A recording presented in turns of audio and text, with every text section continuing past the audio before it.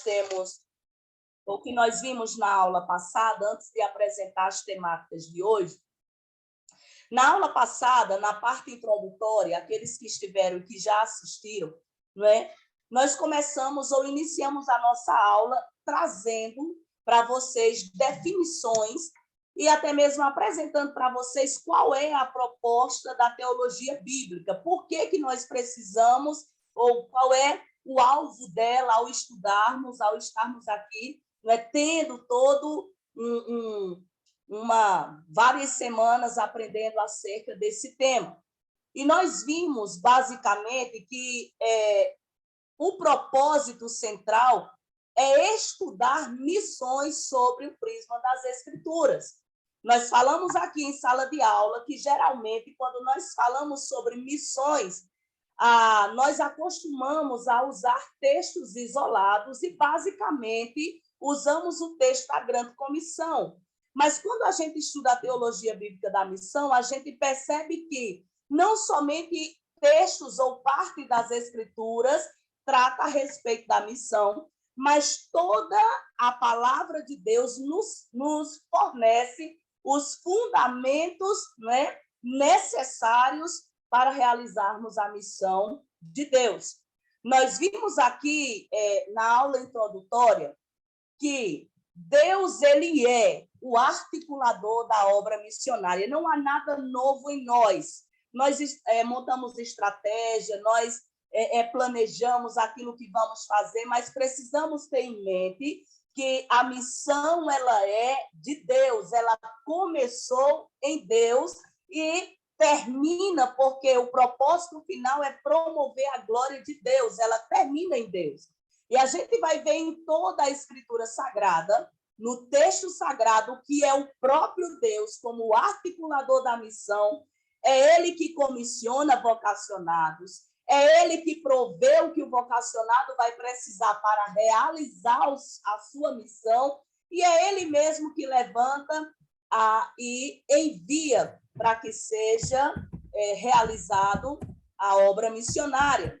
Nós vimos aqui que, desde o princípio, a paz, Flávia, nós vimos que, desde o princípio, foi Deus quem planejou que o testemunho sobre o próprio Jesus fosse anunciado aonde? A todas as nações. É tanto que o texto que é como que o divisor do livro de Gênesis, que a gente vai ver hoje aqui, Gênesis do capítulo 1 até o capítulo 11, vai dar narração à queda, a Babel, mas no capítulo 12 de Gênesis, Deus chamou quem? A Abraão, e ao chamar Abraão, ele disse que em Abraão todas as famílias da terra seriam abençoadas, tá certo?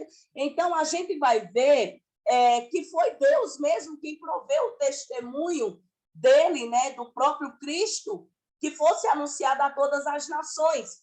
E com isso, na aula passada, nós concluímos que a missão começa em quem? Em Deus. Ela opera, não é? Ela nasceu no coração de Deus, ela opera em toda a história pelo Espírito Santo, né? E tudo na missão aponta para uma pessoa só, para a pessoa de Cristo Jesus, né? Como o Senhor de todo o universo. Missão começa em Deus, missão age, o Espírito Santo age na história levantando homens, não é? E quando a gente lê lá no Novo Testamento, o próprio Jesus Cristo disse que ele daria testemunho de si, né? Era o Espírito Santo, é ele que pode convencer o homem do pecado, da justiça e do juízo. Nós afirmamos em sala de aula, na aula passada, que o Deus bíblico, ele não é, e ele deixou isso muito claro ao aplicar o juízo lá em Babel. O Deus bíblico, ele não é nem territorial, ele não é regional e tampouco Deus bíblico é tribal. Ele é o Deus para todos os povos, para todas as nações. Então, nós concluímos aqui a nossa aula dando aqui somente esse panorama, que a missão, ela é o tema central das Escrituras. Toda a Bíblia, de Gênesis 1:1, quando diz que no princípio criou Deus os céus e a terra, montando o palco missionário, a ação de Deus em favor do homem, criando, né, e em busca desse homem que se perde, até Apocalipse, capítulo de número 22, a gente vai ver essa base, esses fundamentos para a realização da missão. Eu quero compartilhar aí a tela para a nossa aula de hoje. Eu espero que hoje dê certo, né, irmã Silvana? Saiu aí para vocês? Chegou? Todos estão vendo? Apareceu. Por favor. Amém. Coisa boa. Muito bem. Então, na aula de hoje, nós vamos iniciar aí falando especificamente na missão do Antigo Testamento. Como eu disse para vocês, a aula passada foi uma aula introdutória, trazendo as definições básicas do que seria a teologia bíblica da missão, dando um panorama geral sobre essa universalidade da missão, e hoje vamos entrar especificamente no Antigo Testamento. Então, quando a gente olha para o livro de Gênesis 1 a 11, nós vamos encontrar o que nós chamamos, dentro da missiologia, o contexto da promessa abraâmica. Eu vou dar esse por capítulo e depois, na sequência, eu vou trazer aí, explicando, abordando, não de maneira exaustiva, mas objetiva, cada capítulo. Em Gênesis 12, de 1 a 3, Deus revela a estratégia que vai adotar em sua missão para restaurar a sua criação. Primeiro, nós vamos ver do capítulo 1 ao 11 esse contexto da promessa a Abraão, em que nele seria bendita todas as nações da terra. E a partir de Gênesis 12, de 1 a 3, Deus revela a estratégia. Ele disse, no chamado, né? Abraão, sai da tua terra, do meio da tua parentela, vai para onde? Para a terra que eu te mostrarei. Qual era o propósito? Vou fazer de você uma grande nação. Sê tu uma bênção. Abençoarei os que te abençoarem e amaldiçoarei os que te amaldiçoarem. E em ti serão benditas todas as famílias da terra. Deus revelou nesse texto de Gênesis 12, 1 a 3, as estratégias que ele vai adotar em sua missão para restaurar, para resgatar a sua própria criação. Então, as palavras de Deus a Abraão, elas são colocadas em um contexto de uma narrativa cuidadosamente estruturada. Quando a gente lê o chamado de Abraão, que é um dos textos que usamos muito, né, em culto de missões, e não está errado, como base para a nossa missão, a gente vai perceber que a palavra de Deus a ele há um propósito, propositalmente, né, porque até a palavra de Deus ela é inspirada pelo Espírito Santo, quando Moisés descreve, anos depois, aquilo que aconteceu no princípio, que Moisés já é uma geração pós, né, já é essa nação, ou esse povo já havia se multiplicado através da semente de Abraão, os patriarcas já tinham vindo, os filhos de Jacó já tinham aí se estabelecido, eles estão no Egito, e lá no Egito é que sai Moisés, é que Deus preserva a vida de Moisés com um propósito muito bem definido, para ser aquele que vai conduzir o povo, né, à terra que ele havia prometido a Abraão. Então, essas palavras de Deus a Abraão, elas são colocadas dentro desse contexto de uma narrativa cuidadosamente estruturada. Só um Deus maravilhoso para revelar e inspirar a Moisés para escrever de uma maneira tão detalhada, e parece, quando a gente lê, que propositalmente essa narrativa, né, dentro dessa estrutura, sai, vai para onde eu vou te mostrar uma ação de obediência, uma promessa gloriosa do que Deus iria fazer, não somente aos descendentes ali de Abraão, mas todas as famílias da terra seriam abençoadas através dele.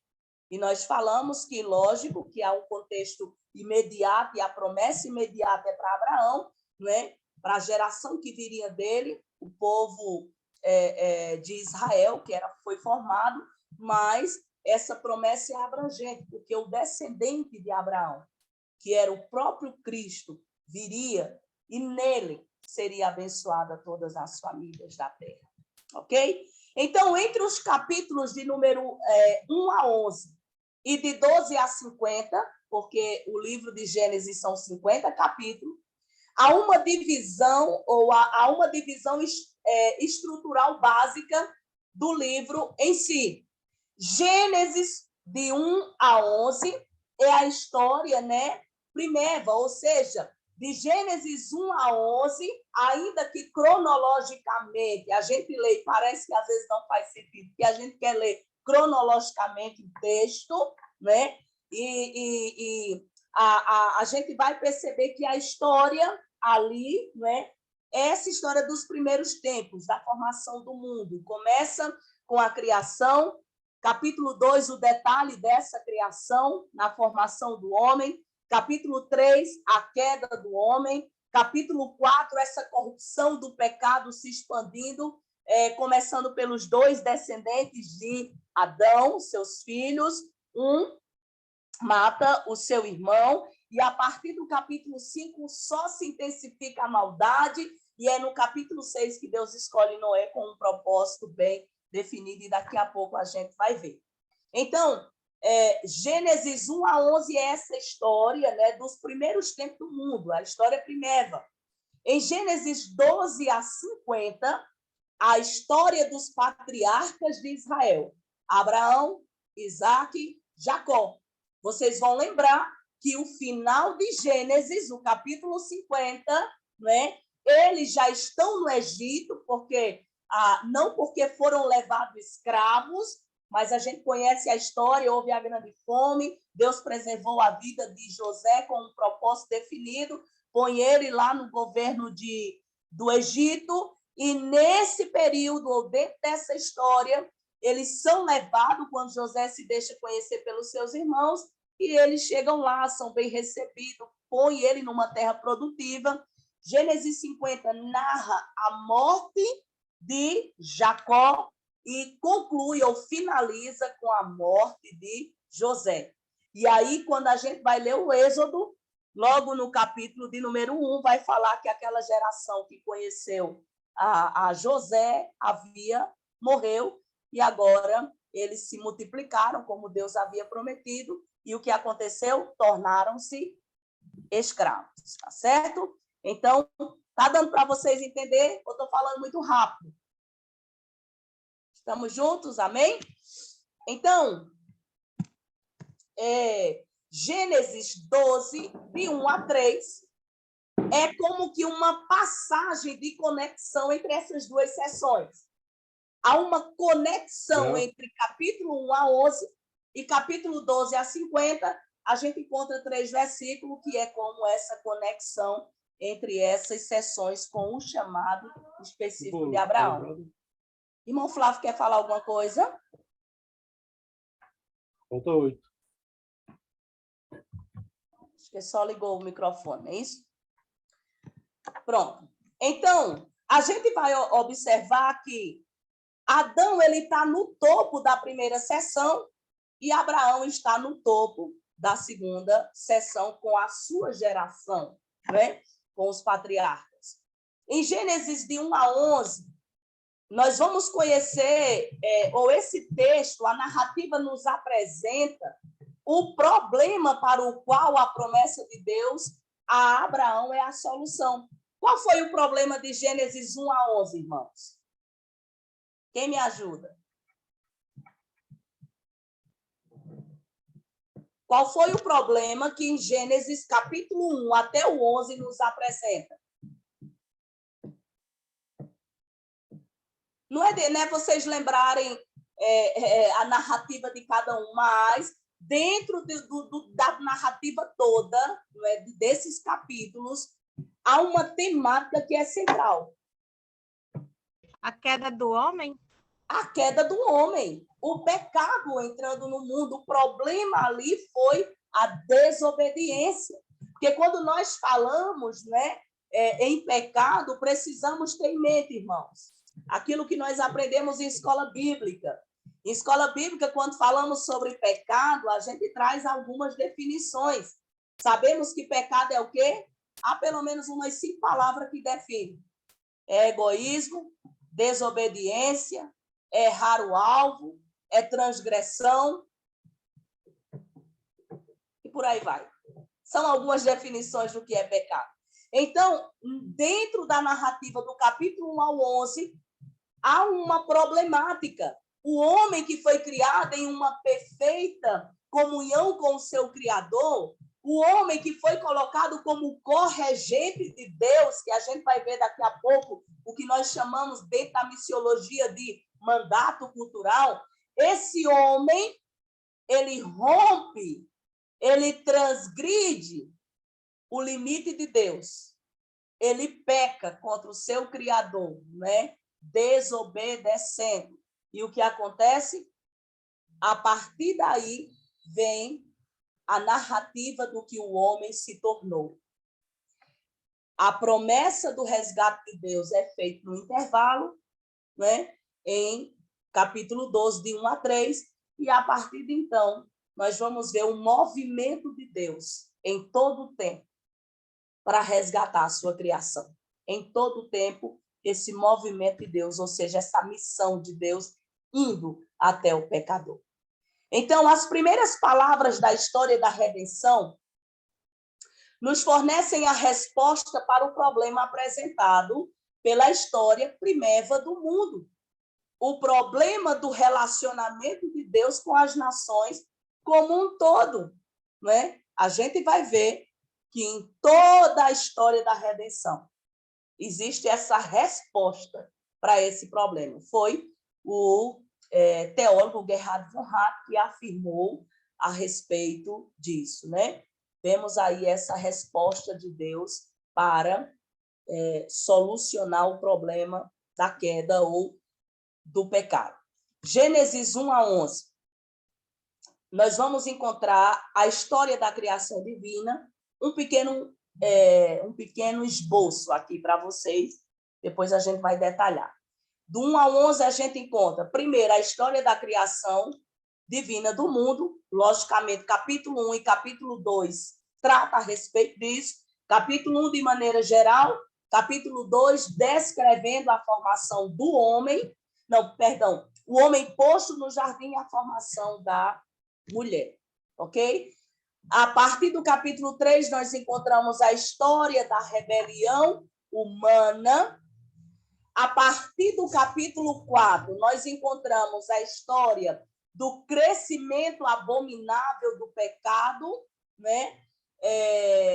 Que se alastrou por toda a terra.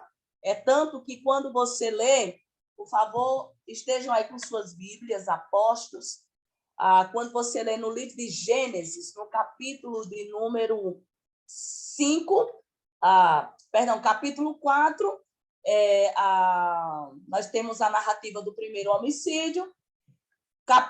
Final do capítulo 4 e capítulo 5, nós vamos ver aquilo que poucos cristãos gostam de ler, genealogia. Quase ninguém gosta de ler genealogia, mas tem coisas preciosas para nos ensinar também.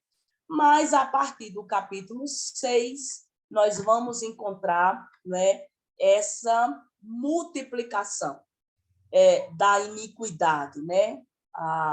O crescimento abominável do pecado. Capítulo 6 de Gênesis, a partir do versículo de número 1, diz assim: como se foram multiplicando os homens na terra e lhe nasceram filhas, vendo os filhos de Deus que as filhas dos homens eram formosas, tomaram para si mulheres, as que entre todas mais lhe agradaram.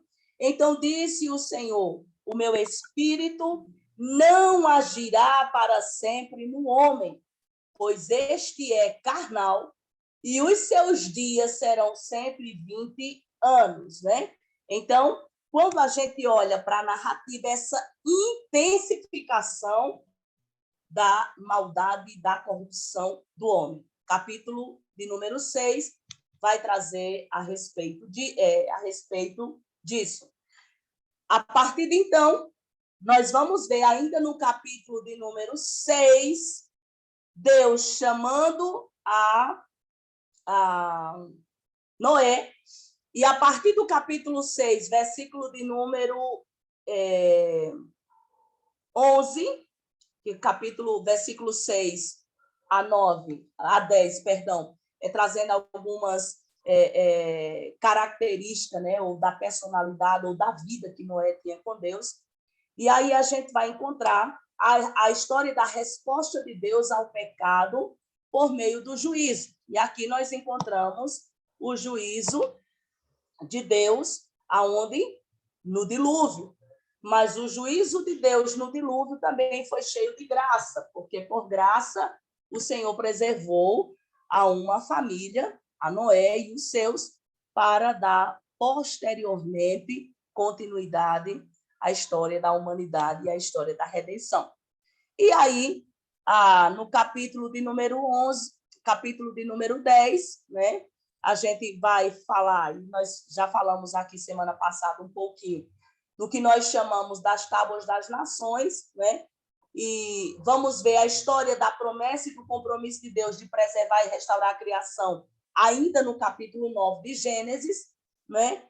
E aí vamos chegar no capítulo 11, vemos mais uma vez o juízo de Deus aplicado, porque o homem permanecia com o seu coração inclinado para quê? Pecaminoso, a semente de Adão, né? Eles querem construir uma torre e tornar seu nome célebre, e é quando vem aí a descida, né? Como vai dizer, desçamos e confundamos as línguas, e a partir de então é o evento que nós chamamos da Torre de Babel, né? Eles construindo a torre. Ou seja, ali o Senhor confundiu a eles, confundiu ali. Então, vamos aqui, dentro dessa visão panorâmica, de Gênesis 1 a 11, Gênesis 1, Deus é o autor único de toda a criação. Quando afirmamos isso, o teólogo de missões, Bavinck, ele afirmava que Gênesis 1 constitui a base da grande comissão. É por isso que a teologia bíblica ela tem aqui como propósito, objetivo, desmistificar, porque a gente acha que a grande comissão nós encontramos somente, lógico, no texto que é bem específico de Mateus, capítulo de número 28, a partir do versículo 18, né? Mas a gente precisa olhar para a Bíblia como um todo e perceber que, a partir de Gênesis 1, nós encontramos a base da grande comissão. O texto ali nos apresenta o palco de missões, os céus e a terra. O mundo inteiro está dentro da esfera do interesse de Deus. Antes de ser o Deus de Israel, porque ele vai escolher mais adiante Abraão e fazer e começar a história de um povo, de uma nação, fazer ela ou tornar ela grande. Deus tem um trato especial com Israel. Amém? Tem. Mas antes dele ser o Deus de Israel, ele já era o Deus de todo o universo. Ele é o Deus de todas as nações, não é? A terra e a sua plenitude pertence a ele. Antes de ser o Deus da igreja, ele é o Senhor de tudo e de todos, tá certo? Então, nós precisamos pensar que toda a terra, né?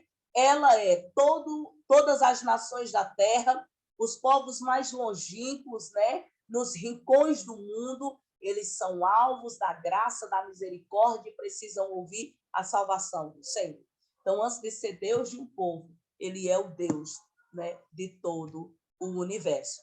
Nós precisamos olhar para a narrativa da criação com essa perspectiva missiológica. Nela podemos encontrar o ponto de partida histórica da ação de Deus. Veja, missões, não é? É esse movimento de Deus em direção ao mundo e ao ser humano, né? O ser humano só precisa responder, e é o Espírito de Deus que abre, ilumina o coração do homem para entender a mensagem. Mas em todo o tempo é Deus movendo, é Deus, não é? Criando, é Deus chamando, é Deus provendo o testemunho dele, é Deus buscando homens e mulheres para serem os seus arautos, aqueles que vão proclamar a palavra. E aí o movimento de Deus, antes tudo que era só sombra, porque a lei falava, o Cristo se encarna. Esse movimento, Deus enviando o seu Filho ao mundo, para que todo aquele que nele crê não morra, mas tenha vida eterna, não pereça. Então, a gente precisa olhar para a missiologia com esse olhar, ou precisamos olhar para a palavra, não é? Qualquer missão ou qualquer visão missionária que seja menor que a visão do mundo todo, não é uma visão missionária, não é a visão de Deus. Que a visão de Deus é que todos os povos da terra conheçam a grande salvação que ele proveu em Cristo Jesus. Amém? Então, quando a gente vai para Gênesis capítulo 2, Gênesis capítulo 2, como parte central da criação de Deus, está quem? O homem. Está o ser humano. Deus criou o homem e lhe deu a capacidade. Vamos aí para Gênesis capítulo 2. Deus deu para ele responsabilidade. O homem não foi criado para ficar deitado eternamente em berço esplêndido, como diz o nosso hino nacional lindamente. Mas o homem ele foi criado, né, com funções ou com responsabilidades. Encontraram aí Gênesis 2. Irmão Flávio, você pode ler, por favor, o versículo de número 15 de Gênesis 2. Gênesis 2:15. Só um minutinho. Você vai ler o Gênesis 2. Gênesis 2:15 e o 16, viu? Por favor. Amém.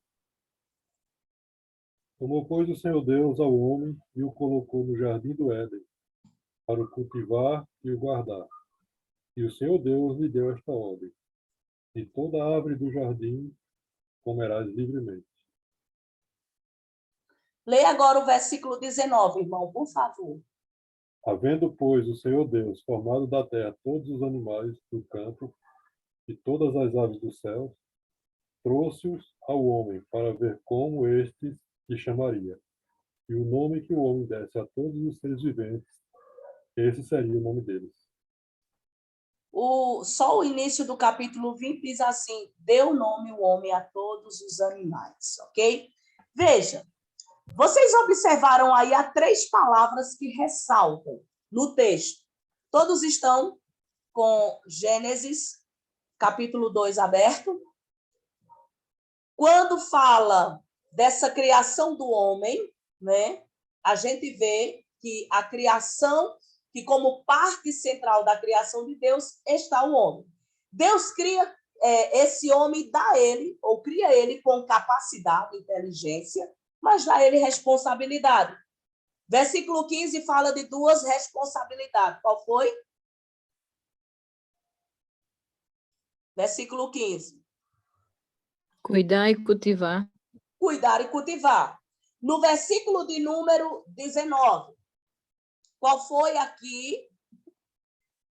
O que é que Deus deu ao homem? A responsabilidade a ele.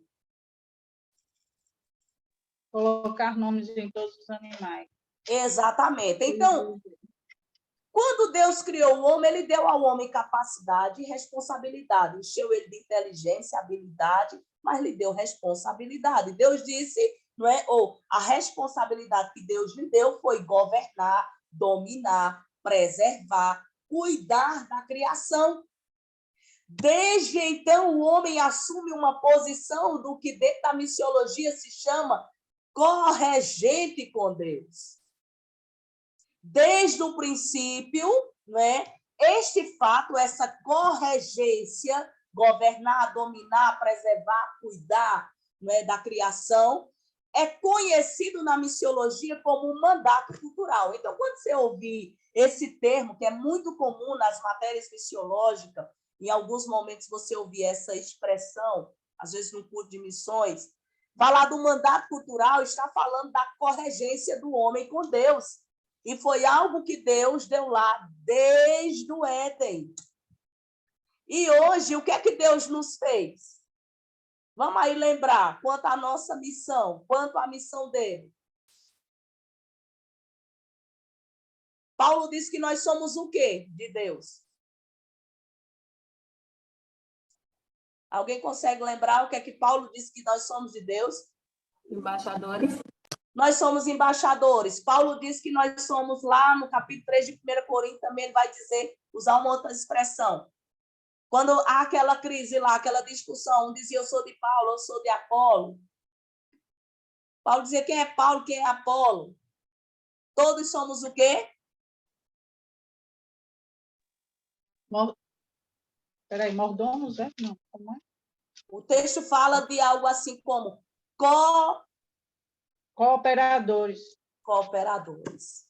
Ou seja, lá no Éden, Deus estabeleceu para o homem, né? Já lhe deu esse mandato cultural, dizendo, olha, você vai governar, dominar, preservar, cuidar da criação. Isso aqui é algo que todo ser humano, né? De lá para cá, esse mandato cultural, Deus estabeleceu lá, mas é algo que até hoje toca a nós, né? Lógico que não aí de dar nome a algo que foi estabelecido lá, ou foi dado para Adão, mas nós somos seres dotados de inteligência, temos capacidade, temos responsabilidade. Então, quando nós pensamos, né, nesse termo mandato cultural, ou seja, somente podemos assumir a posição de corregente com Deus sobre as coisas criadas por termos nós mesmos sido criados à sua imagem, o que nós chamamos de a imago Dei, né? Deus, quando formou o homem, ele disse, façamos o homem conforme a nossa imagem e semelhança. Ali, a imago Dei, não é a imagem de Deus transferida em nós, ou seja, os seus atributos morais, né? Espírito de vida, vontade, né? Nós vamos ver que em Gênesis 2, toda a narrativa vai estar, né, dotada, ou vai nos trazer essa informação de esse homem como a parte central da criação de Deus. No 3, irmãos, que eu acho que eu passei aqui. Peraí, que eu na hora de Gênesis 2, dos efeitos aí. Aí eu acabei colocando as frases ao contrário, perdão. Então, aí no capítulo 3, o que é que a gente pode ver? Irmã Silvana, lê aí para mim o início, por favor, até o 2º parágrafo, para a gente ter a participação.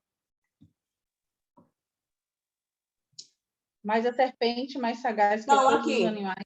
Lê no aí texto, né? Isso. Pensei que era Gênesis 3. Não. Não leia Gênesis 3 agora, não. Este ser humano não compreendeu sua posição e pecou contra Deus. Uhum. Percebemos a desordem e abuso de domínio por parte do ser humano que, depois da queda, afastou-se de Deus. Os efeitos do pecado tornaram-se desastrosos em todos os sentidos e em todos os níveis de relacionamento do ser humano. Pronto, então a gente vai perceber, Gênesis 3 talvez seja uma das narrativas que a gente mais conheça, não é? Principalmente a primeira parte, a gente vai ver essa desordem, não é? A gente vai perceber que o homem, na posição em que Deus o coloca, não é? Como seu corregente, mas ele pecou, porque lá no capítulo 2, como nós havíamos lido, eu pedi aí para o irmão Flávio ler, no versículo seguinte, ele já leu esse texto, versículo de número 16, o Senhor lhe deu ordem. E ele rompeu com a ordem do Senhor, né? O Senhor disse, de tudo você pode comer livremente, mas da árvore do conhecimento do bem e do mal não comerás, porque no dia em que comas, certamente morrerás.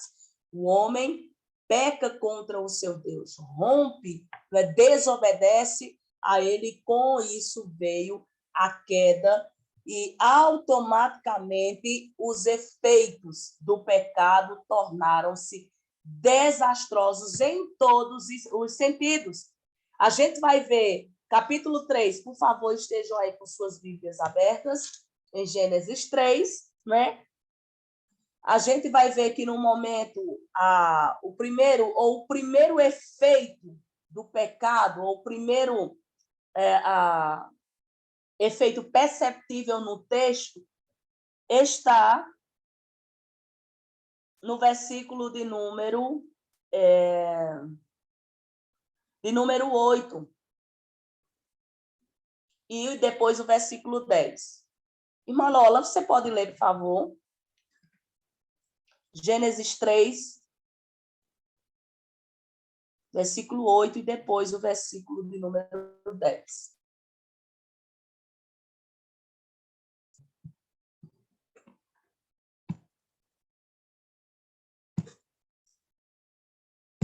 Manola está aí? Meus óculos, é porque eu estou sem os óculos, viu? Não, então eu posso pedir a outra irmã para ler. Não, eu leio agora, já estou pegando. Amém. Gênesis 3 e quanto? 3, o versículo 8, e depois o versículo 10. Agora. 3 e 8. E 3. ouviram a voz do Senhor Deus que passeava no jardim pela viração do dia. E esconderam-se Adão e sua mulher da presença do Senhor Deus entre as árvores do jardim. O 10. E ele disse, ouvi a tua voz soar no jardim, e temi, porque estava nu e escondi-me. Uhum. Então, a primeira consequência foi o quê? Qual foi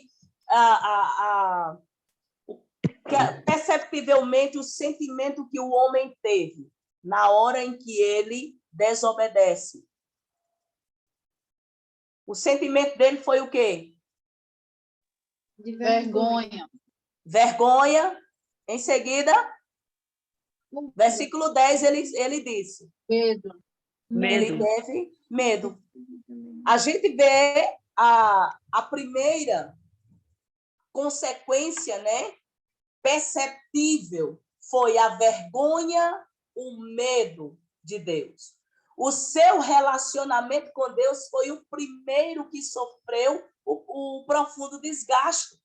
E comumente, eu costumo dizer para as pessoas, né, e isso é algo nosso, que a gente é a semente de Adão e essa síndrome carrega ainda que o Cristo entrou na nossa vida. Quando a gente faz algo que sabe que não está dentro da direção de Deus e não é o seu propósito, qual é o primeiro sentimento que a gente tem ou a primeira reação? Medo, vergonha. E a gente quer fazer o quê? Se esconder. Mas a gente quer se esconder de quem? Primeiro da igreja, né? Que a gente acha que todo mundo está sabendo da nossa história. Quando, na verdade, é somente, não é, o Senhor, e você sabe o que você fez. E o relacionamento com Deus ele foi quebrado lá no momento em que o homem desobedeceu. E a síndrome de Adão, que certa vez eu ouvi e eu guardei, vocês conhecem a síndrome de Adão? Alguém conhece? Já ouviu falar na síndrome de Adão? A síndrome de Adão acometeu toda a humanidade. Sabe qual é a síndrome de Adão, irmãos? Ninguém quer assumir o erro. A gente quer sempre transferir. Qual é a transferência? A gente quer justificar o nosso pecado lançando sobre alguém. Deus disse a Adão, não comerás antes de formar a mulher. No dia em que você comer, certamente você vai morrer. Aí a mulher...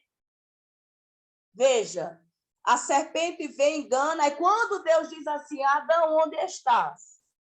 Deus sabia como é. Tem umas perguntas de Deus que às vezes a gente fica assim, meio atordoado. Deus sabia onde é que Adão estava e a razão pela qual ele estava. Quando Deus pergunta a Elias, Elias, o que fazes aí? Porque Deus sabia o que é que Elias estava fazendo, que Deus conhece todas as coisas. Mas Deus estava levando ou trazendo o homem a uma própria confissão e enxergar o estado em que ele estava. Onde estás? Ele disse, Senhor, eu ouvi a tua voz e me escondi. O homem que todos os dias conversava com o seu Deus, que ouvia, tinha intimidade com esse Deus, né? E aí ele lança. Deus pergunta, a segunda pergunta de Deus para ele é, você comeu do fruto da árvore que eu disse que você não comesse? Olha, foi a mulher, a culpa é tua e a culpa é de Deus. Foi a mulher que tu me deste.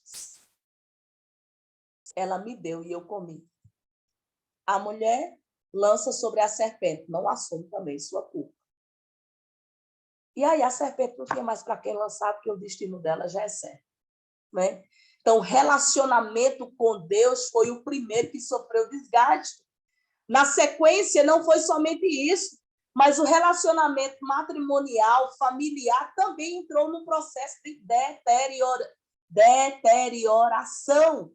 Até hoje, a consequência está aí, da queda.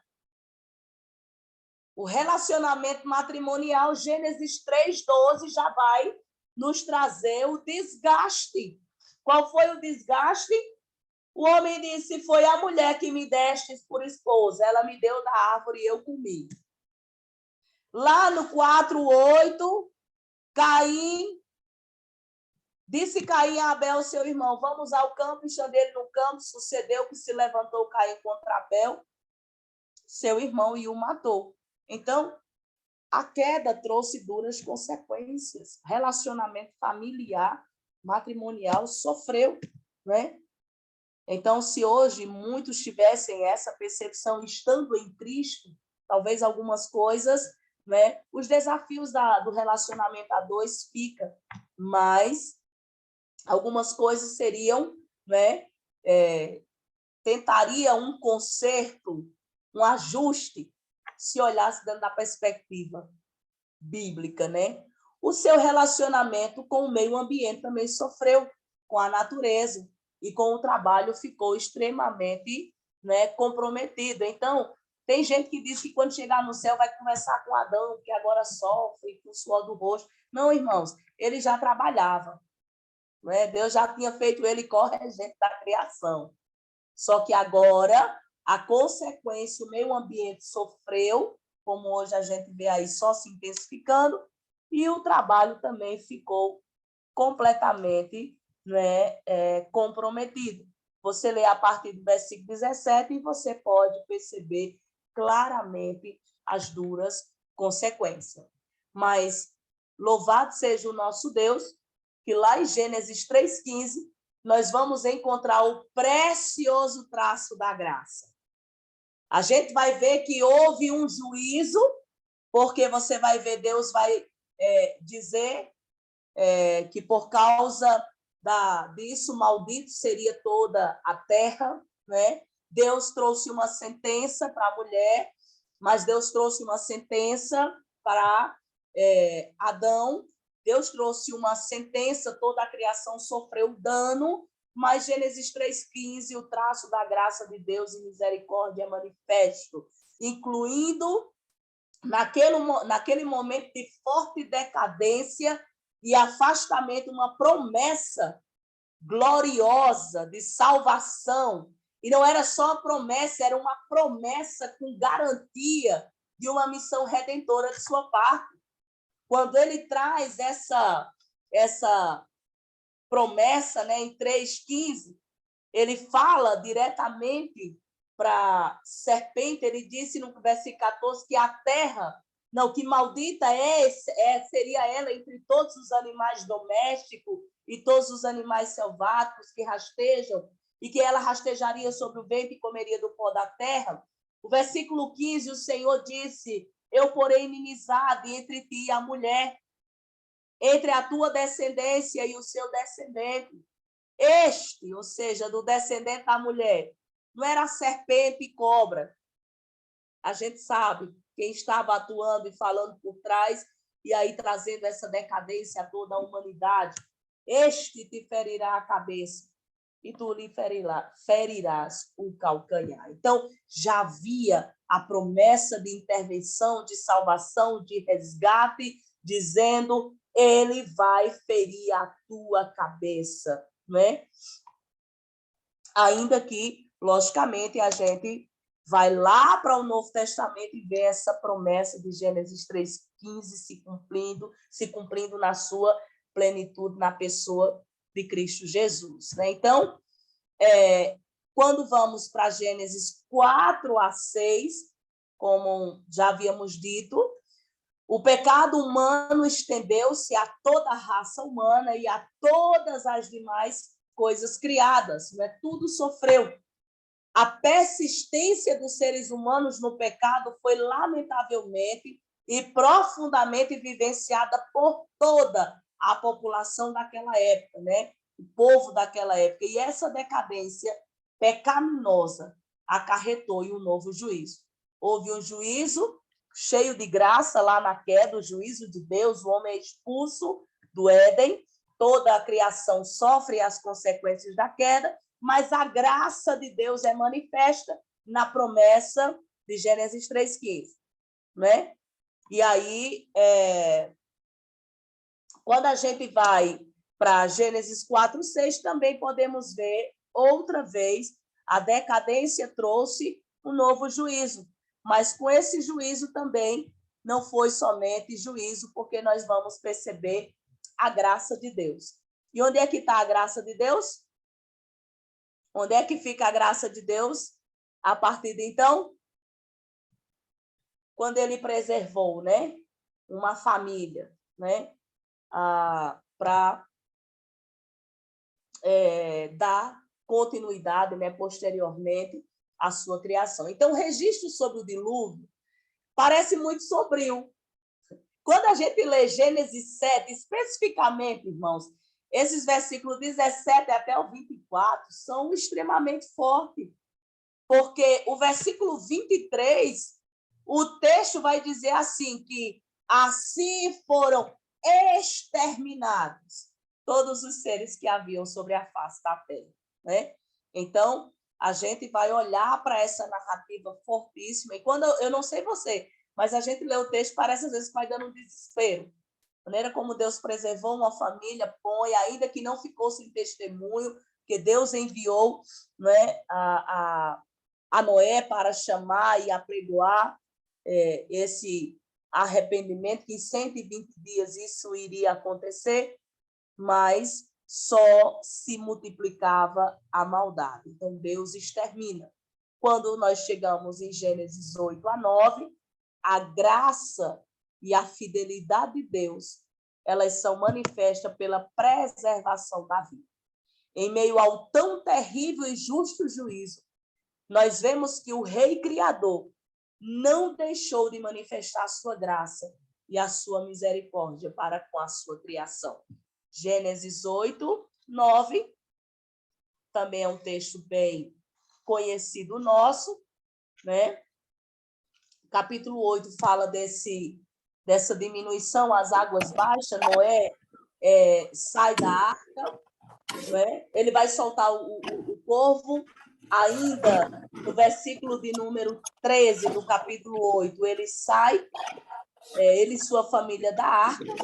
Versículo 20, nós vamos encontrar esse Noé adorando ao Senhor, né? Ele levanta um altar ao Senhor, e a partir do capítulo 9, nós vamos ver agora a aliança que Deus faz com Noé, de não mais destruir a terra daquela maneira, daquele gênero, né? Lógico que ainda hoje se intensificou, de lá para cá se intensificou, há muitos juízos aconteceram, né, de Deus, mas não deixou em nenhum tempo da graça de Deus em preservar, em guardar, em escolher, em levantar pessoas, e é assim até que o Cristo ele volte, né? Então, irmãos, lê aí em cima, por favor, que não deu aqui, tem uma partezinha que aparece, eu não estou sabendo tirar. Alguém lê para mim, só o primeiro parágrafo, por favor. Noé e sua família foram escolhidos como sobreviventes a esse dilúvio. Agora, um novo mundo e uma nova humanidade são aguardados. Exatamente, né? Agora, é muito interessante a gente observar algo, né? Quando falamos de Noé. Porque Noé, ele não era alguém perfeito, mas era um homem. Veja que ele era da geração que saiu de onde? Lá da queda, né? Todos somos geração de Adão. Mas é muito interessante quando nós olhamos para o texto bíblico, o capítulo de número... só faltando um pouquinho. No capítulo número 5 de Gênesis, quando fala dos descendentes de Adão, e quando chega nos descendentes de Sete, nós vamos encontrar 3 homens que nos chamam bastante a atenção. Né? Quando nós olhamos, por favor, versículo de número 18 vai falar sobre Enoque. O versículo 22 vai nos dizer assim, que Enoque, ele andou com Deus. O versículo 24 vai dizer que andou Enoque com Deus e já não era porque Deus o tomou para si. Mas quando nós chegamos no versículo 29, nós vamos encontrar um dos filhos de Lameque, que se chamava Noé, versículo 29 do capítulo 5. E diz assim, o texto vai nos dizer, versículo 29, este nos consolará dos nossos trabalhos e das fadigas de nossas mãos nesta terra que o Senhor amaldiçoou. Aí, quando você vai para o capítulo 6, a partir do versículo de número 9, diz, eis a história de Noé. Noé era homem justo e íntegro entre os seus contemporâneos, e Noé andava com Deus.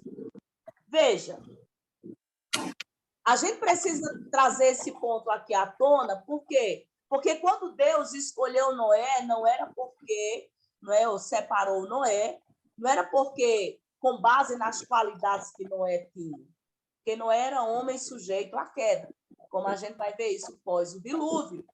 Mas o texto vai nos informar que ele andava com Deus, era justo e era íntegro. Mas a sua escolha por Deus não era com base em sua integridade, mas foi pelo fato dele haver achado graça diante do Senhor. O versículo 8 diz, porém Noé achou graça diante do Senhor Deus. Foi Deus que o separou para si, né, para que ele pudesse, né, realizar ou fazer, ser preservado, para posteriormente dar continuidade ao plano de redenção, de intervenção de Deus. Né? Então, a sua escolha ou eleição deveu-se à graça de Deus, até porque, após o dilúvio, Noé não demonstrou muito possuir esse caráter perfeito. A gente sabe, na narrativa do capítulo 20, o que aconteceu. Somente para quê? Para nos lembrar de que ele era homem, sujeito a paixões, a falhar, assim como qualquer um de nós. Mas a Bíblia diz, e isso não diminui na pessoa dele, que ele andava com Deus, era justo e íntegro, e ele achou graça diante do Senhor, e Deus o separou para essa obra de maneira específica. Nós chegamos aí em Gênesis, capítulo de número 10. Só que antes da gente falar aqui, nós vamos dar um intervalozinho. Já é hora, né? É 8h30 o intervalo. Alguém me ajuda a lembrar? Professor. Isso. Então, nós retornamos, 8h35. Nós retornamos às 8h45. Tá certo? Até já. Careta aqui, eu fecho. Pronto. Muito bem. Apareceu aí, irmãos, para vocês os slides. Amém? Apareceu o fundo, mas ainda não apareceu o texto, não. Ah, ok. É Agora porque eu sim. tinha deixado sem o texto. Ótimo. Nós paramos aí. Como eu disse para vocês, nossa proposta não é fazer a exegese do texto, não é trazer de uma maneira exaustiva a teologia em cada capítulo, é dando para vocês esse panorama que a teologia bíblica da missão ela está presente em todos, né? Em toda a Bíblia. E aí estamos dando o panorama dos primeiros capítulos, tá certo? Deixa eu ver se eu voltei aqui para a gravação. Voltei, porque aí tem os alunos que não puderam estar. Amém? Então, em Gênesis 10, alguém lê, porque quando eu não consigo tirar essa tela que está bem em cima. Alguém lê para mim só essa sentença aí de Gênesis 10, por favor. O mundo das das nações. é apresentado. Já, Alice, leia. Leia. Pode ir. Pode ler, Alice. O mundo das nações é apresentado como sendo o alvo da ação de Deus. Pronto, amém. Na semana passada a gente leu, né, Gênesis capítulo de número 10, e em Gênesis capítulo 10, se você puder abrir aí, a gente não vai ler todo o texto, somente alguns versículos, até porque todo o capítulo de Gênesis 10 não é a genealogia dos filhos de Noé, né? De Sem, Cã e Jafé. E aí, a partir do versículo de número 5, há uma referência, né, a uma repetição em alguns textos, principalmente no final da genealogia de cada um deles, né, que vai falar muito de ilhas, nações, famílias, línguas, né, sempre tem essa expressão. No versículo 5 vai dizer que estes repartiram entre si, ou seja, os filhos de Jafé, a geração de Jafé, repartiram entre si as ilhas das nações nas suas terras, cada qual segundo a sua língua, segundo as suas famílias e em suas nações. Depois, ainda no capítulo de número 10, você sai do versículo 5, vai lá ao versículo de número 20, né? Que é a geração de Cã. Diz que estes são os filhos de Cã, segundo as suas famílias, segundo as suas línguas, em suas terras, em suas nações. E depois, quando termina de falar dos filhos de Sem, no versículo 31, e o versículo 32 é um fechamento dos filhos de Noé, diz assim: são estes os filhos de Sem, segundo suas famílias, segundo suas línguas, em suas terras, em suas nações. São estas as famílias dos filhos de Noé, segundo as suas gerações, nas suas nações, e destes foram disseminadas as nações da terra depois do dilúvio, né? Então, o capítulo 10 de Gênesis, ele é chamado, aquilo que eu fiz referência a semana passada, ele é chamado de Tábuas das Nações. O teólogo Gerhard von Rad, ele descreve essa tábua como a conclusão da história da criação, né? Ele diz que essas tábuas das nações, ou seja, todas as nações, tiveram sua origem em quem? Na mão criadora de Deus, e estão sob seu vigilante olhar de paciência e julgamento. Lembrem-se que até aqui nós vimos o quê? A queda, o juízo de Deus e a graça de Deus. Nós vimos o dilúvio, e no dilúvio nós vimos também o juízo de Deus e a graça de Deus, né? Exatamente com a família, manifesta na vida da família, dos filhos de Noé, das suas gerações. E esse capítulo 10, ele nos traz, se você contar, uma lista de 70 nomes representativos de suas famílias ou povos, dessa geração dos filhos de Noé. Assim, essa lista de todos os povos, como o versículo 32 vai fechar, né, dizendo, essas são as famílias dos filhos de Noé, segundo as suas gerações, as suas nações. Destes foram disseminadas as nações da terra depois do dilúvio. Mas quando você chega em Gênesis capítulo 11, o versículo 1 vai dizer, ora, em toda a terra havia apenas uma língua e uma só maneira de falar, né? Então, a gente vai ver, alguns estudiosos vão colocar, né, o capítulo 10 dessa narrativa da genealogia, e o capítulo 11 ele não estariam cronologicamente escritos, possivelmente para alguns teólogos. O capítulo 11, né, o capítulo 10 ele vem logo após o capítulo 11, ou seja, seria inverso. São algumas especulações que se dá exatamente, ou algumas afirmações que alguns trazem exatamente porque aqui no capítulo 10 já está dividido entre ilhas, terras, famílias, nações e línguas, como o texto vai se referir em todas ou finalizando a genealogia de cada um deles, ok? Então, assim, essa lista de todos os povos indica que o propósito redentor de Deus não estava restrito a uma determinada nação ou raça, e sim que o propósito de Deus sempre foi universal, no sentido de estender-se ao mundo todo e a todos, como diz aqui, nações da terra, ok?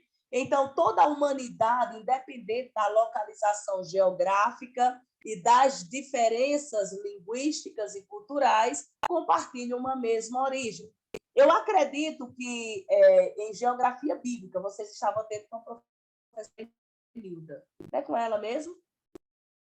Geografia e arqueologia bíblica. Então, alguma coisa aí vocês devem ter visto dentro da geografia, essa localização, essa divisão lá das terras, ainda que também, como o curso é bem limitado, às vezes a gente não tem como abordar todos os temas que nós gostaríamos. Por isso aí, sempre fornecemos uma bibliografia para que vocês possam, como fonte de pesquisa, né? Então, toda a humanidade, independente de, né, localização, língua ou cultura, compartilha da mesma origem. Somos todos descendentes de Adão e depois do dilúvio dos 3 filhos de Noé. E essa unidade é refletida mais adiante lá no Novo Testamento pelo próprio apóstolo Paulo. Nós vamos lembrar, esse é um dos textos belíssimos que nós encontramos de um dos sermões de Paulo pregado, né, dos seus testemunhos públicos da sua fé, que se encontra em Atos 17, 24 a 28, onde ele, estando em Atenas, ele viu altares a muitos deuses, né? Era uma cidade extremamente religiosa, já se tinha um ditado muito comum naquela época, e alguns pais da igreja chegaram a citar, né, de que era tanto altar, havia em média 3.000 altares a deuses, que alguns deles, né, afirmavam que era mais fácil em Atenas você encontrar um altar em adoração ao ídolo do que você encontrar homens. Era muito altar. E em um deles, Paulo faz uma conexão, não que ali fosse para adoração ao Deus vivo, mas ele olha o altar que estava descrito ao Deus desconhecido e apresenta o Deus verdadeiro. E vamos somente ler esse texto aqui de Atos 17, 24 a 28, porque o apóstolo Paulo, estando lá, né, ele profere essas palavras para mostrar que somos de uma só geração, né? Nós somos ou descendentes de um só. Lá no capítulo 17, versículo de número 24. Irmã Alice, você pode ler esse texto, por favor? A senhora pode repetir a 17? Atos 17, o versículo 24 ao 28. Só um minuto. 24. Ele é o Deus que fez o mundo e tudo que nele há. Uma vez que é o Senhor dos céus e da terra, não habita em templos feitos por homens, e não é servido por mãos humanas, pois não necessita de coisa alguma. Ele mesmo dá a vida e fôlego a tudo e supre cada necessidade. De um só homem ele criou todas as nações da terra, tendo decidido de antemão onde se estabeleceriam Glória a e Deus. por quanto tempo. Seu propósito era que as nações buscassem a Deus e, tateando, talvez viesse a encontrá-lo, embora ele não esteja longe de nenhum de nós, pois nele vivemos, nos movemos e existimos. Como disseram alguns de seus próprios poetas, somos descendência dele, e por isso... só até aqui. Eu Só me até aqui embolei. mesmo. Mas quando a gente lê esse texto, a gente vai perceber, e o doutor Russell Shedd, ele diz que nesse texto, ele comentando Atos 17, 24 a 28, ele vai afirmar que nesse texto, o Deus verdadeiro a quem Paulo ele está apresentando, e além de colocar como Criador e como de todas as coisas, como aquele que deu origem, né, à raça humana, ele apresenta Deus aqui como Deus que é onipresente, ele coloca Deus como Deus que é transcendente, mas ao mesmo tempo é o Deus imanente na sua criação. Ele coloca Deus aqui como o criador de todas as coisas que existem. Ele põe Deus como que toda vida tem origem nele, como ele colocou, né? No versículo de número 24 e do versículo 26, ele diz, de um só, ele fez toda a raça humana para habitar sobre toda a face da terra. Então, ele coloca aqui que Deus, ele não é, que dá a vida a toda a humanidade, e toda a humanidade precisa olhar-se para ele e depender somente e exclusivamente dele. Porque, como Paulo usa um ditado que era muito comum entre os filósofos da época, o qual ele está no Areópago aí fazendo essa apresentação, dando esse testemunho desse Deus, ele disse, como dizia alguns dos vossos poetas, nele nós vivemos, existimos e nos movemos. Então, o apóstolo Paulo, ele nesse texto vai colocar ou fazer relembrar ao mundo daquela época, né? Estando em Atenas com muitas mentes pensantes, brilhantes, filósofos da época, dizendo, olha, esse Deus, ele é o que criou todas as coisas e todos somos descendência lá do primeiro que ele criou, da raça humana, né? Então, quando a gente vai para Gênesis capítulo 11, nós vamos encontrar o quê? Alguém lê para mim aí a sentença? E o parágrafo seguinte, para finalizarmos aqui. O novo julgamento vem de Deus através de Babel. Através de Babel. Vale salientar aqui, meus irmãos, que o novo julgamento de Deus através de Babel, em Babel não houve graça, em Babel houve somente julgamento. Nós vamos ver a graça apresentada onde? A partir da escolha de Abraão, lá em Gênesis, capítulo de número 12. E é interessante nós observarmos que no finalzinho do capítulo 11, na descendência de Sem, aí aparece, né, Abrão nos umbrais da história, ok? Então, em Babel, nós vemos aí o novo juízo de Deus. Deus criou o ser humano, como vimos em Gênesis 1, 26, e ordenou que ele se multiplicasse, enchesse a terra. É muito interessante observar que todas as vezes na história bíblica que o homem, por sua rebelião, ele tentou frear o propósito de Deus, Deus interviu poderosamente, trazendo juízo, manifestando graça, mas nada poderia parar aquilo que o seu propósito eterno, né? Então, Deus ordenou ao homem lá no princípio que vocês multipliquem e encham a terra. E nós podemos dizer que missões é o plano de Deus para restabelecer o seu plano original, encher a terra de sua imagem. Mas quando a gente chega em Babel, o que é que o homem decide? Passamos uma torre, vamos ficar todo mundo aqui, o nosso nome é grande e acabou. Mas o propósito deles era que neles fossem abençoados ou benditos todas as famílias da terra, é o que Deus vai dizer mais adiante, mas o propósito dele é que a terra se enchesse do conhecimento dele. Então, nesse capítulo 11, nós vamos encontrar o homem persistindo em seu caminho pecaminoso, em seu intento maligno de dizer, vamos ficar aqui. Então, o juízo de Deus se manifestou provocando uma interrupção das intenções dos homens, destruindo o quê? O orgulhoso empreendimento, desordenando e confundindo sua sólida unidade através da dispersão linguística. Então, eu não sei, há algumas especulações, né? Mas eu não sei se você já ouviu algo, e algumas pessoas às vezes questionam, então, qual era a língua falada em Babel? Qual era a língua falada no princípio? Em que língua Deus, né, se comunicou com o homem? Já ouviram algo semelhante ou são perguntas novas que vêm aí à tona?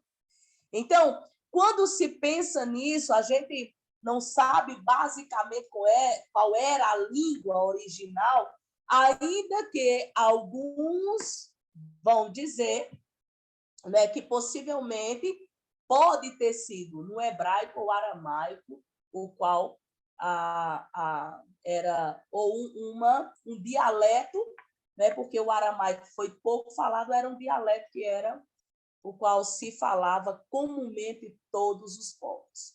Mas são só especulações e a gente não tem como trazer aqui se o texto não nos traz à tona, né? Então, o capítulo de número 11, a gente vai perceber... Irmãos, aparece uma faixa aqui no site. Lê para mim aí a sentença, só o início. Eu não sei por que essa faixa aparece aqui. Me ajuda. O capítulo 11 de Gênesis... Deixa bem claro. Deixa bem claro, obrigada, que havia somente uma raça humana. E esta unidade ou universalidade é reconhecida pelo fato de que os seres humanos tinham somente uma linguagem, uma só maneira de falar. Então, Gênesis 11, 1, e eis que o povo é um e todos têm a mesma linguagem. 11, 6. Esses versos indicam que os seres humanos tinham a mesma origem comum, que usavam os mesmos sons vocálicos consonatais. Todas as palavras eram articuladas de uma mesma maneira, né? Então, não havia sons distintos, como nós vamos encontrar não só no português, mas em tantos outros, né? Aqui no nosso português falado por nós, a gente sabe aí, nordestino fala de um jeito, sulista fala de outro jeito, né? O povo ri de nós, do sertanejo, mas todos falamos o português com sons distintos, né? E algumas variações. Então, não se sabe qual de fato era, mas o povo, a afirmação era, tinha ou falava uma só linguagem, né? Então, veio o juízo de Deus, não somente porque falavam uma só linguagem, mas por causa do intento dessas nações, né? Do intento maligno. Então, quando a gente olha de uma maneira geral, né, o escopo universal do propósito e das obras de Deus, quando a gente olha para Gênesis 1 a 11, vai retratar o quê? Retratam a Deus não como uma divindade tribal. Deus não é o Deus de um povo, de uma tribo, mas ele é o criador e soberano de toda a criação. Então, em todo o tempo, a gente vai ver na narrativa, né, que o escopo universal do propósito de Deus, o propósito de Deus para a sua criação, né, exatamente era que se entendesse que ele não era Deus de um povo, mas Deus de todos os povos, de todas as nações. O Senhor que deve ser adorado entre todas as nações. Deus é o Senhor de todos os povos. A sua resposta à revolta humana abarca a todas as nações da terra. Mais adiante, lá no Novo Testamento, a gente vai ver somente a repetição do propósito, né? Que era Jerusalém, Judéia, Samaria, até o último, até os confins da terra. A gente vê dentro desse do Gênesis 1 a 11 que Deus é o juiz de toda a terra. Ele derramou o seu julgamento, né, no dilúvio e em Babel, e aí recai sobre toda a humanidade, né? Não somente aqui, mas lá na queda também. O foco nas consequências crescentes do pecado. O ensino sobre o pecado do autor de Gênesis 3:11, Conrad, ele chama de a grande ramartiologia, né? Ou seja, a grande doutrina do pecado. Qual é o ensino ou o foco? Que a gente olha para o Novo Testamento, ou para o Antigo Testamento, perdão, e a gente vai ver que houve a queda, as consequências dela, e isso só veio crescente em toda a narrativa, desde o capítulo 3. A gente vai ver que Gênesis 3 retrata a origem tenebrosa do pecado na rebelião de Adão e Eva. As consequências foram desastrosas para a mulher, para o homem, para a criação, e aí vê-se refletida de uma maneira mais intensa, né? A gente lê essa narrativa de 3 a 11. A 4 a 9 retrata a subsequente propagação da mancha do pecado por todas as nações, né? Todas as nações são afetadas e a gente vai ver que só se alastra, né? Porque se alastrou por toda a humanidade. Gênesis 3, de 6 a 8 e 11, retrata as consequências destrutivas do pecado em toda a criação. Que veio a queda, sofrendo os danos, a criação, veio o dilúvio, toda a criação é destruída, né? Sofreu com isso, e em 11 agora o homem precisa fazer ou sair do lugar onde ele está, cumprindo o propósito de Deus, enchendo toda a terra. Gênesis 10 a 11, a primeira sessão de Gênesis termina com o juízo culminante de Deus sobre todas as nações, né? Gênesis 10 nos apresentou as tábuas das nações, como já falamos, e Gênesis 11, agora todos sofrendo a consequência, né? Deus disse, desçamos e confundamos as línguas. E eles tiveram... Vamos ler aqui Gênesis 11? Somente o finalzinho? O versículo 9, perdão, né? O finalzinho de Gênesis 11. O versículo 9 diz assim: chamou-se-lhe por isso o nome de Babel, porque ali confundiu o Senhor as linguagens de toda a terra, e dali o Senhor o dispersou por toda a superfície dela, né? Então, nós vimos aí que esse juízo culminou em quê? Sobre todas as nações, e elas se espalharam como era o propósito inicial. Então, Gênesis 12, de 1 a 3, agora vem, é o que eu disse para vocês, que esses versículos, eu disse no início da aula, eles são, né, como que o intermédio da narrativa de 1 a 11 e de 12 até o capítulo 50 de Gênesis. Mas em Gênesis 12, de 1 a 3, vem a reviravolta, mas também vem a boa notícia. Como nós já conhecemos esse texto, vamos lá para Gálatas 3:8, por favor. E eu vou pedir a irmã Norma. Pode ler esse texto, por favor, irmã Norma. Gálatas 3:8. Só um momentinho. Está escrevendo. Amém. Gálatas 3:8.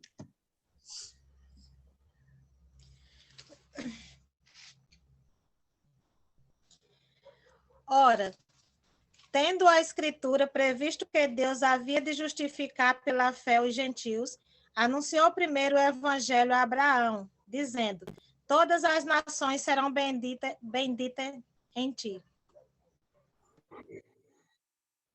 Uhum. Então, o primeiro anúncio de Deus, que não era algo para ser exclusivo, foi, não, ele disse a Abraão: em ti serão abençoadas quem? Todas as nações da terra. Por isso que o povo de Deus, o povo de Israel, não cumpriu o seu propósito, ou não entendeu o seu propósito desde o princípio, quando Deus os formou. O propósito já era, ou já incluía, todas as nações. Os gentios estavam incluídos aí. Então, por isso que Gênesis 12, de 1 a 3, é chamado a reviravolta da boa notícia. A boa notícia não é só vocês, a boa notícia é que todos devem ou precisam, devem voltar à comunhão e à adoração ao seu Criador. Deus escolhe Abraão e lhe dá a promessa de que a bênção e a harmonia da boa criação de Deus serão restauradas para as nações por meio dele, por meio de Abraão, né? Como disse o versículo 7 de Gálatas 3. Sabeis, pois, que os da fé e que são filhos de Abraão, né? Aí seriam abençoados, ou seja, pela fé, todos os povos seriam abençoados, ok?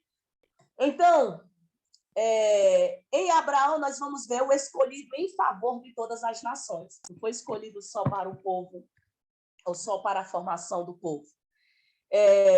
Gênesis 12, de 1 a 3, é o texto fundamental do livro de Gênesis. Como eu disse, ele é a ponte de equilíbrio entre os demais textos. Ele é tão importante. Essa narrativa de Gênesis 12, de 1 a 3, que em ti sai da terra, do meio da tua parentela, vai para a terra que eu te mostrarei, vou fazer uma grande nação, vou te abençoar, e em você todas as famílias da terra serão abençoadas. A gente vai ver que era tão importante esse texto, que por vários momentos da própria narrativa de Gênesis, né, a mesma narrativa é trazida, somente tendo algumas variações no texto. Vamos ver aí. Roberta, por favor, Gênesis 12, 3, aguarde aí. Depois a irmã que está com... Ana Cláudia? Aí, Ana Cláudia. Irmã Maiara. Estás por aí? Bem, tô... Pronto. Maiara, leia, por favor, Gênesis 18, 18. Abra aí. Irmã Elânia, está por aí? Sim, estou aqui. Por favor, 22, 18. Irmã Clenilda, está por aí?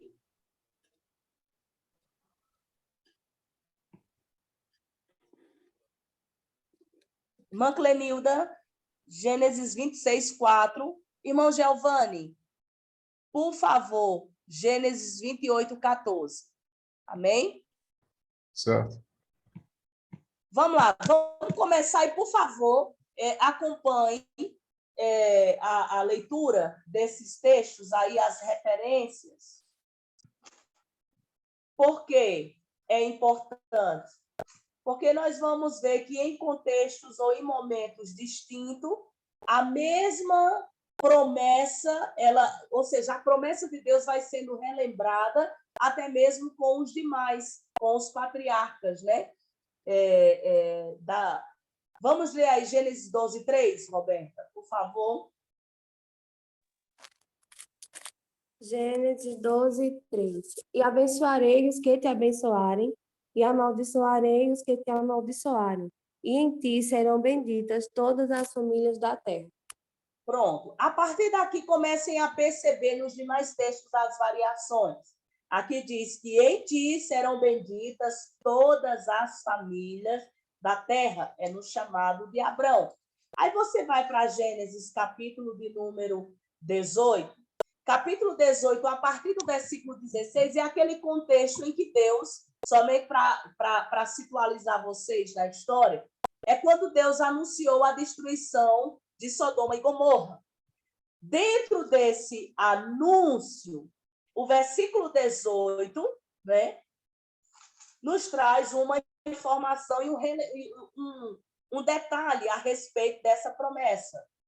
Foi a irmã Maiara que ficou? Isso. Para ler? Por favor, minha irmã. Os seus descendentes se tornarão uma nação grande e poderosa, e por meio dele eu abençoarei todas as nações da terra.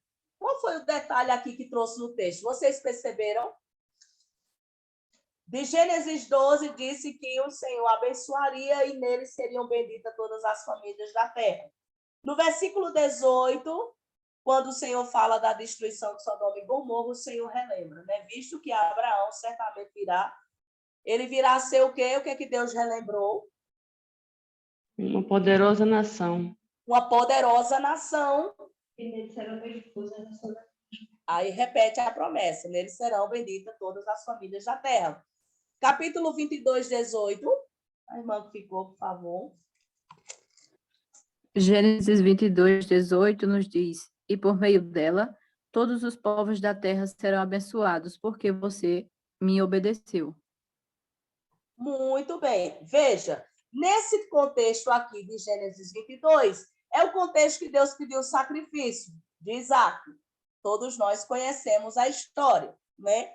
E o Senhor vai dizer para ele, né? Como ele obedeceu? Obedeceu a sua voz. Ele disse, eu repete, relembra o quê?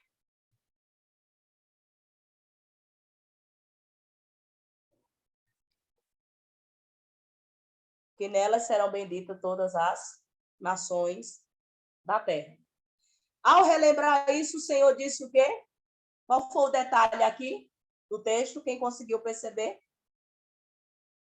Vamos participar aí, irmãos. Conseguiu perceber o detalhe? Porque ele não negou o seu próprio filho, a Isaac. O Senhor disse que a descendência dele seria numerosa, né? E não somente seria numerosa, mas ele disse que nela seriam benditas todas as nações da terra. Qual é o detalhe?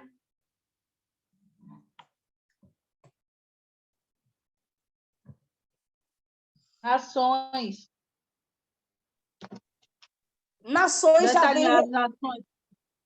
Ele repetiu, ele falou das famílias da terra. Né? Por conta da sua obediência, o Senhor disse, todas as famílias. Veja, as variações são muito pequenas. O Senhor havia dito a promessa, fez a promessa, e ele vela pela sua promessa, mas aqui ele disse, por causa da tua obediência, porque não me negaste o teu filho.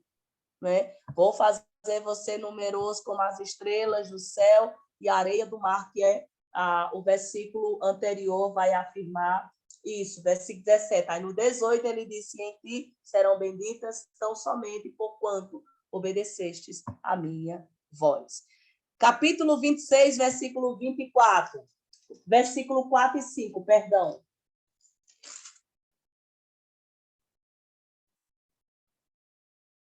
A irmã que ficou aí?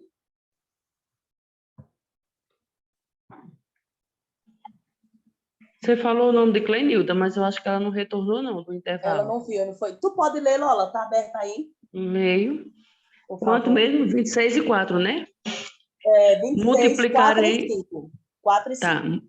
Tá. Multiplicarei a tua descendência como as estrelas dos céus, e lhe darei todas estas terras. Na tua descendência serão abençoadas todas as nações da terra, porque Abraão obedeceu à minha palavra e guardou os meus mandamentos, os meus preceitos, os meus estatutos e as minhas leis.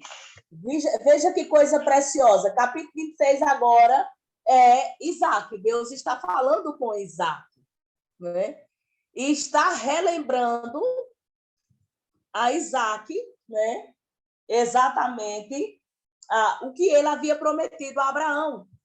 Ele disse que ia multiplicar multiplicar a descendência de Isaac, como as estrelas do céu, daria todas as terras, a sua descendência seria abençoada por causa exatamente da sua palavra dada a Abraão, e porque, aí aqui há uns acréscimos, ele obedeceu a sua palavra, guardou os seus mandamentos, seus preceitos, seus estatutos, as suas leis. A minha promessa que eu fiz a Abraão vai acompanhar você. Capítulo 28, o versículo 14 foi o irmão. Os seus descendentes serão tantos como o pó da terra. Eles se espalharão de norte a sul e de leste a oeste. E por meio de vocês e dos seus descendentes, eu abençoarei todos os povos do mundo. Já é agora a terceira geração, que esse aqui já é com Jacó. O Senhor relembra e a promessa que ele havia feito lá a Abraão, por isso que esses pequenos detalhes, essas pequenas variações, elas são importantes, porque a ênfase em todo o tempo no texto é que o Senhor agiria ou abençoaria todas as nações da terra. Ele relembra isso, né? Quando vai... Ele diz isso ao escolher Abraão, ele relembra isso quando Sodoma e Gomorra, né, o seu pecado chegou diante de Deus e Deus sentenciou uma destruição. O Senhor relembra isso a Abraão quando pede o seu filho, quando ele prova a sua fé. Depois disso, ele relembra quando Isaac está em terra dos filisteus, ele relembra essa promessa, e posteriormente com os descendentes, como o Senhor já havia dito que faria, né, de Abraão, agora com Jacó, o Senhor relembra dizendo todas as nações da terra, né, serão. Então, esse texto de Gênesis, ele é um texto fundamental para a Bíblia como um todo, porque fazem exatamente o que Paulo em Gálatas 3, voltando para lá, Gálatas 3, que a gente já leu só um versículo, em Gálatas 3, o versículo 6 a 9, quando fala da experiência de Abraão, o apóstolo Paulo, falando para uma geração ou uma igreja composta por gentis, né? Ele disse, é o caso de Abraão que creu em Deus e isso lhe foi imputado pela justiça. Sabei, pois, que os da fé é que são filhos de Abraão. Quem são? Os gentios, os que creem. Ora, tendo a Escritura previsto que Deus justificaria pela fé os gentios, preanunciou o Evangelho a Abraão, que em ti serão abençoados todos os povos, de modo que os da fé são abençoados como crentes em Abraão. E é muito interessante, irmãos, que esse escrito de carta do apóstolo Paulo se demorar nesse texto, mas justamente veio, ou dentro de um contexto, né, no capítulo anterior, Paulo narrou uma repreensão duríssima que ele traz a Pedro sendo judeu, conhecendo, né, que a justificação ela vinha pela fé em Cristo. Aí, lembra esse texto aí, que Pedro está lá comendo juntamente com gentis, e de repente chega uns representantes, chegam uns judeus, chega o versículo de número, a partir do versículo de número 11, né? Chega alguns judeus, e aí ele está dissimular, não faz parte, eu não comungo com eles. E o apóstolo Paulo traz uma duríssima repreensão, né? No versículo número 16, versículo 14, ele narra dizendo assim, quando, porém, vi que não procediam corretamente, nem Pedro, né, o Cefas, e o próprio Barnabé, ele disse assim, quando eu vi que não procediam corretamente, segundo a verdade do Evangelho, eu disse a Cefas, na presença de todos, Se sendo tu judeu, vives como gentio e não como judeu, por que obrigas os gentios a viverem como judeus? Nós, judeus, por natureza, e não pecadores dentre os gentios. Sabendo, contudo, que o homem não é justificado por obras da lei, sim mediante a fé em Cristo Jesus, também temos crido em Cristo Jesus para que fôssemos justificados pela fé em Cristo e não por obras da lei, pois por obras da lei ninguém será justificado, né? Então, todos, inclusive, né, todos os povos da terra, todos os gentios, né, todos os judeus, seja ele qual seja a sua raça, a sua cultura, a sua língua, eles são alvo, né, da missão de Deus, são alvo da graça, da misericórdia do Senhor. Então, esse é um dos textos fundamental, né, e como um todo, porque fazem exatamente o que Paulo diz, né? Foi através da fé em Abraão que todos os gentios também podem hoje ser chamados povo de Deus. A história de como essa bênção, todas as famílias da terra foram abençoadas, a história de como essa bênção a todas as nações se concretizou é um assunto em toda a Escritura. De Gênesis a Apocalipse, nós vamos encontrar de como foi que essa bênção às nações da terra chegou. Já estamos quase finalizando, viu? Apocalipse 7, 9 e 10. Aí nós encontramos a visão que conclui o cano bíblico e é um eco nítido da promessa de Gênesis 12, 3. Com certeza esse texto de Apocalipse é conhecido de vocês. Em Apocalipse, capítulo de número 7, o versículo 9 e 10, na visão que João teve daqueles que foram glorificados, ele disse: depois dessas coisas eu vi, eis grande multidão que ninguém podia enumerar, de todas as nações, tribos, povos, línguas, em pé diante do trono e diante do Cordeiro, vestido de vestiduras brancas, com palma nas mãos, e clamavam em grande voz, dizendo: ao nosso Deus que se assenta no trono e ao Cordeiro pertence a salvação. Então, esse texto, né, dentro da missiologia, o versículo 9, essa visão que João teve, é como que conclui exatamente a conclusão nítida daquilo que Deus havia dito a Abraão: em ti serão benditas todas as famílias da terra.